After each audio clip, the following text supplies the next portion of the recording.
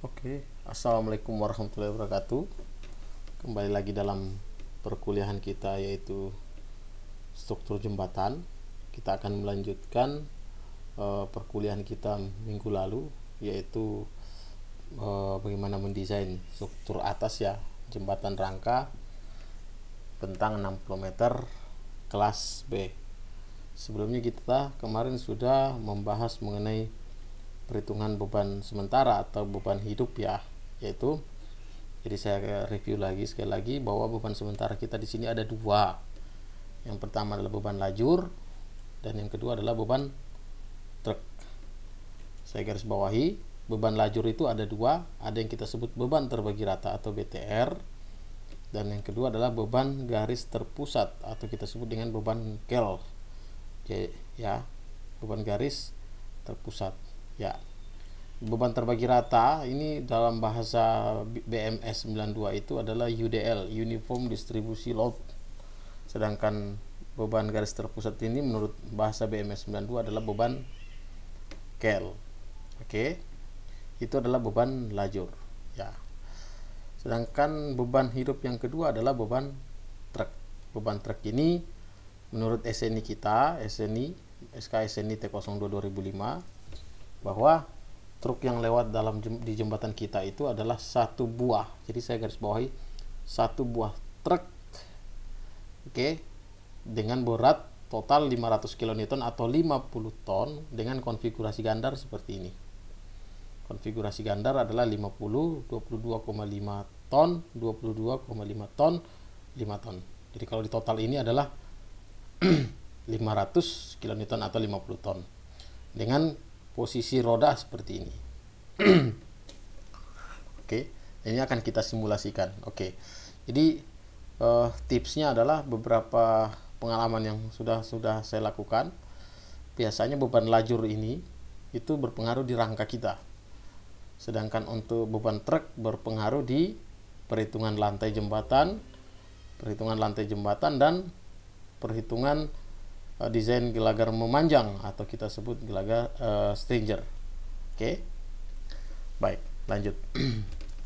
Oke, saya lanjut ke perhitungan beban selanjutnya adalah beban lingkungan, yaitu beban angin. Karena kemarin minggu lalu kita sudah membahas ini. Di video kita sebelumnya sudah membahas tentang beban rem. Sekarang adalah kita lanjut ke beban angin. Beban angin tentu saja kalau kita bicara beban angin berarti beban angin itu adalah beban yang dari samping ya. Dari samping jembatan. Faktor kombinasinya adalah 1,2 ultimate-nya. Kecepatan angin diambil maksimum 35 meter per detik ya. Persamaan yang digunakan adalah ini. P sama dengan 0,0006 dikali CW dikali VW pangkat 2 dikali AB ya. VW ini adalah kecepatan tadi. CW ini adalah koefisien. Kalau nggak salah koefisien seret. Di sini saya lupa nulis. Saya akan lihat di sini CW itu apa? Ya, CW adalah koefisien seret. VW tadi adalah kecepatan. Oke. AB adalah luas penampang dari samping. Biasanya ini pendekatan yang kita lakukan diambil 30% dari luas penampang samping. Jadi kalau ini jembatan seperti ini maka 30%-nya dari ini. Jadi ini sama dengan jumlah sisi sejajar kali tinggi. Jadi kalau ini 60 meter, yang di atas 55 berarti 60 tambah 55 bagi 2 dikali tinggi. Itu adalah luas penampangnya. Diambil dikali dengan 30%. Dikali 30%. Ketemulah 109,54 meter persegi. Jumlah nodal samping. Jumlah nodal samping itu adalah ini. Jumlah nodal samping ini. Jadi kalau saya select semua ini, jumlah nodal samping di sini kita baca adalah 25 poin ya, 25. Seperti itu. Jadi jumlah nodal sampingnya adalah 25. Oke. Sehingga kita akan ketemu P total adalah 100,64 ya. Jadi gaya total dari beban angin itu adalah 100,64 atau sekitar 10 tonan.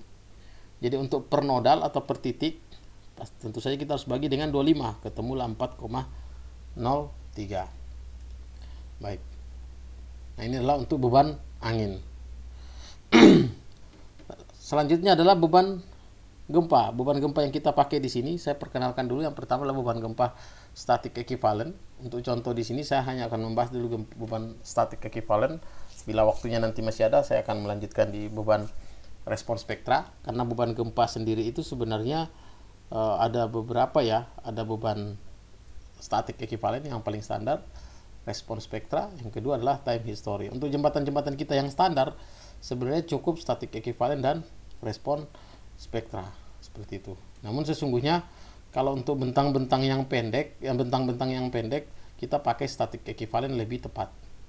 Sedangkan untuk bentang-bentang panjang kita pakai respon spektra, seperti itu. Karena perambatannya, kalau beban gempa itu kan statik respon spektra, perambatannya lebih bisa didefinisikan, seperti itu.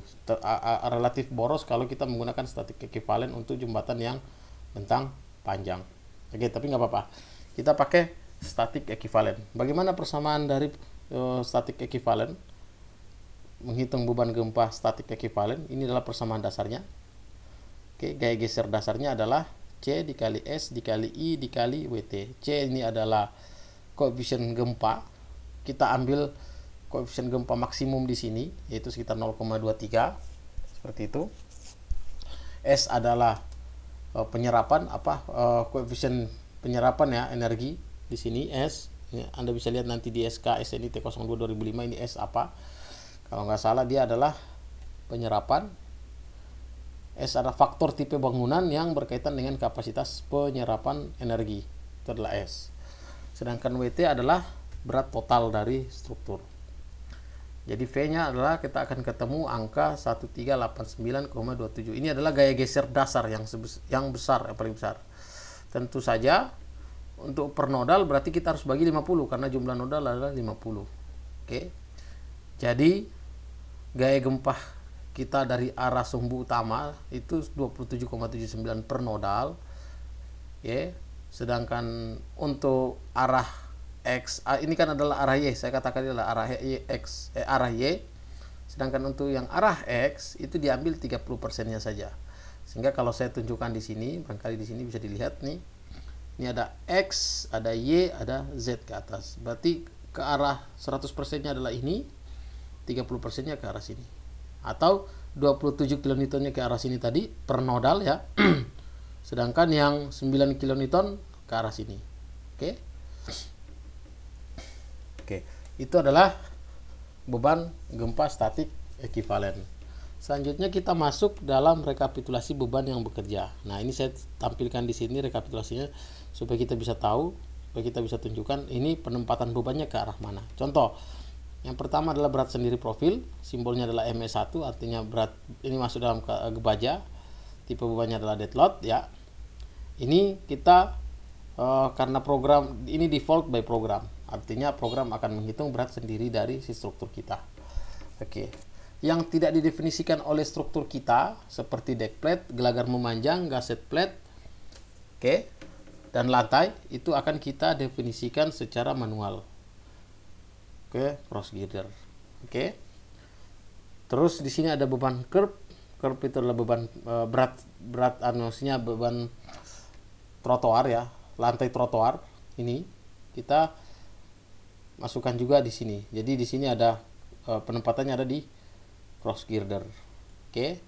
Oh ya, saya lupa tadi, ini saya inikan dulu ini biar bisa kita tandain nanti. Oke, seperti ini. Baik.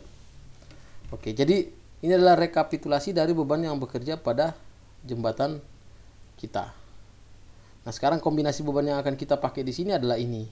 Ya, ini adalah kombinasi beban menurut SKSNI T02 2005. Untuk layan atau servis adalah ini, sedangkan yang untuk ultimate adalah ini. Oke, contoh, jadi di sini ada kurang lebih di sini ada 6 variasi kombinasi beban untuk layan dan 6 variasi kombinasi beban untuk ultimate. Contoh, di sini contoh saja misalnya untuk kondisi layan. Layannya adalah berat sendiri jembatan plus beban mati. Ini adalah X ini aktif 1 ya. Ditambah 1 beban mati tambahan, ditambah 1 beban BTR, ditambah 1 BGT 1, ditambah beban rem, ditambah temperatur. Temperatur ini boleh ditambahkan, boleh tidak. Oke. Tapi di sini ada beban D dan T. Jadi beban D dan T ini adalah beban D itu ada beban BTR dan beban BGT. Sedangkan beban T ya beban truk. Seperti itu. Oke. Nanti saya akan tunjukkan kira-kira lebih detailnya seperti apa nanti. Sedangkan untuk beban ultimate di sini kita tahu bahwa berat sendiri jembatan dan berat sendiri jembatan itu yang dari baja faktornya adalah 1,1. Jadi 1,1 berat sendiri baja ditambah 1,1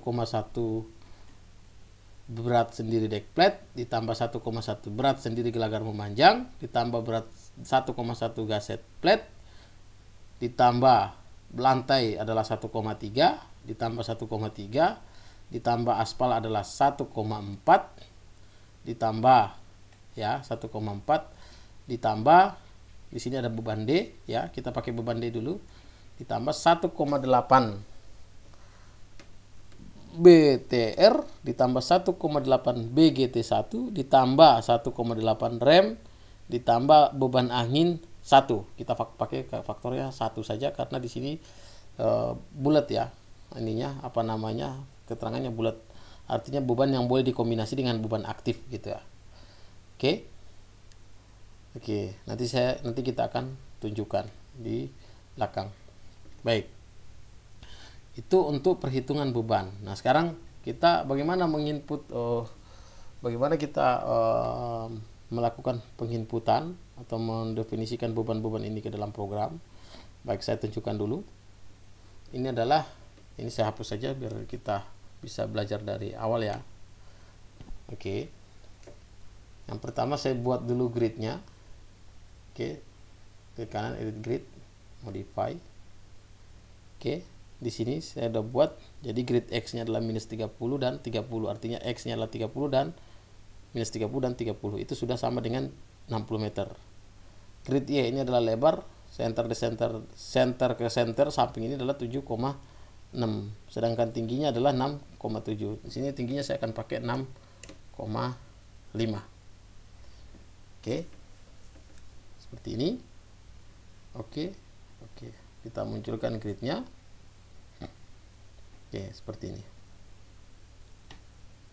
Oke, kita buat rangkanya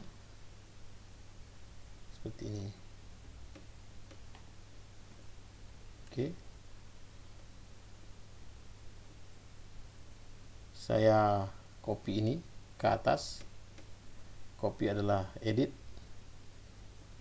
replicate ke atas, itu berarti ke sumbu Z, berarti sepanjang 6,5. Oke, ini adalah 6,5. Ini saya move, klik, edit, point, move ke arah X sepanjang 2,5. Oke. Dan yang ini saya edit point juga. Saya move, bukan 2,5 tapi minus 2,5. Oke. Jadi totali ini adalah 60 meter nih, dan yang di atas adalah 55 meter. Terus ini per 5 meter berarti 60 bagi 5, berarti saya akan klik ini, edit, divide frame, saya bagi 12. Oke, dan yang di atas saya bagi 11. Jadi 55 bagi 11 kan per 5 meter. Sehingga kita bisa tampilkan di sini. Saya klik centang ini, invisible saya hilangkan. Oke. Nah, untuk menampilkan nodal-nodalnya ya. Selanjutnya saya akan gambar seperti biasa.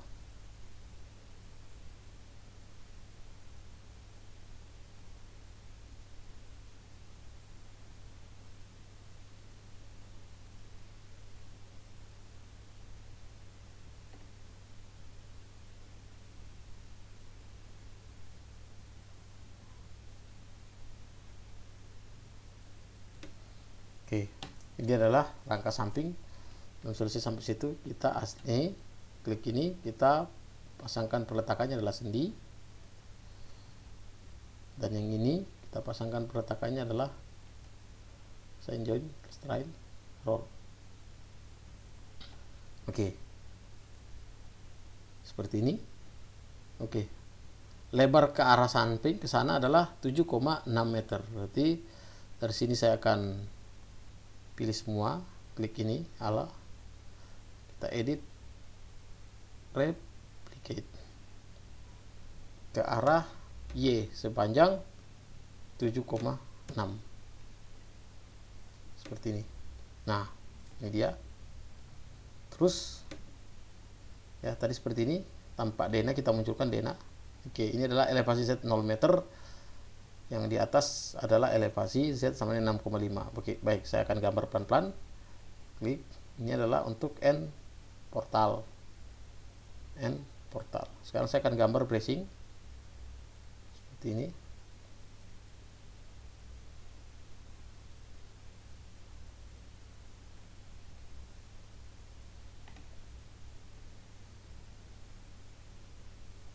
Oke.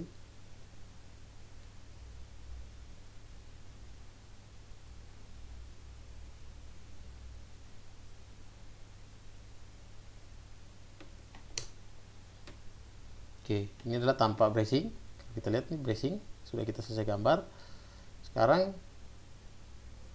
setelah bracing selesai, kita lanjut ke cross girder atau gelagar melintang.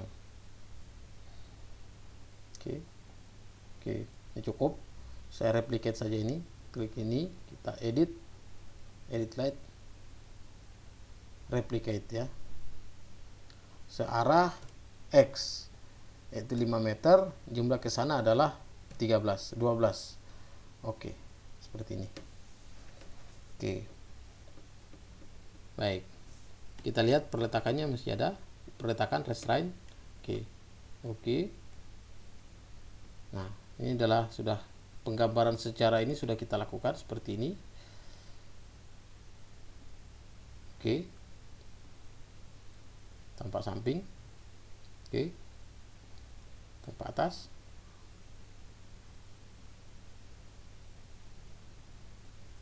Oke. Sekarang langkah selanjutnya adalah, karena ini adalah jembatan yang sifatnya adalah truss, rangka, maka kita harus melakukan rilis terhadap momen supaya dia berperilaku sendi murni. Jadi kita pilih semua aja, all. Saya rilis, assign, frame, rilis terhadap momen 33. Nah, ini kita sudah rilis seperti ini. Baik.